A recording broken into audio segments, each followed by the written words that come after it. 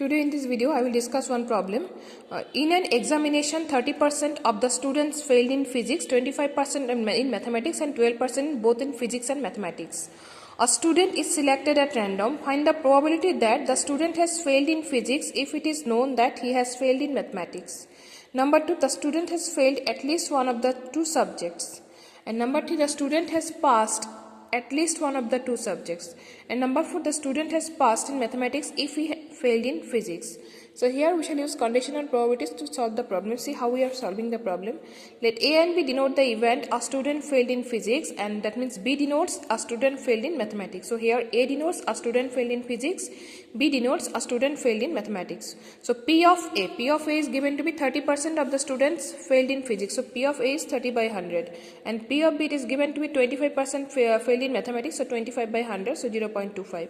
And P of A intersection B is given in the question that 12% in both physics and mathematics failed students. So 12 by 100, so 0.12.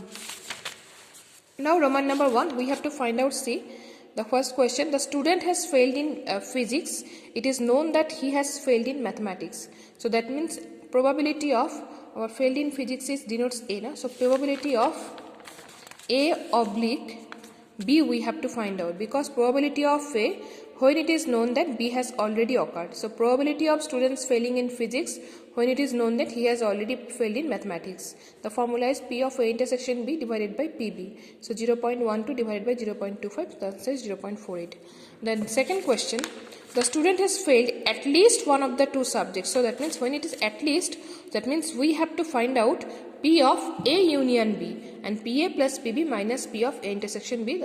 Ultimately we are getting 0.40 is the answer after putting all the values. And the third question, you see, the student has passed at least one of the two subjects. So here the student has passed, not failed, so passed. So since it is passed, so that means A bar denotes the past student passed in mathematics, B bar denotes the past in physics. Now at least one of the two subjects means union. A bar union B bar. And the formula is 1 minus P of A bar union B bar whole bar. And this is 1 minus, because A bar equals to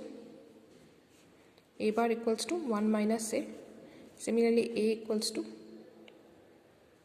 1 minus A bar. So 1 minus P of A bar union B bar whole bar. So 1 minus, and this is by De Morgan's law, P of A intersection B.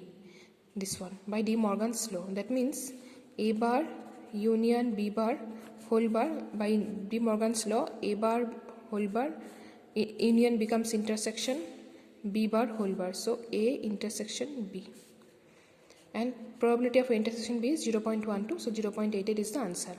Then number 4 question, the student has passed in mathematics if he failed in physics. That means we have to find the probability of probability of B bar. Passed in mathematics means B bar when it is known that he has failed in physics oblique A.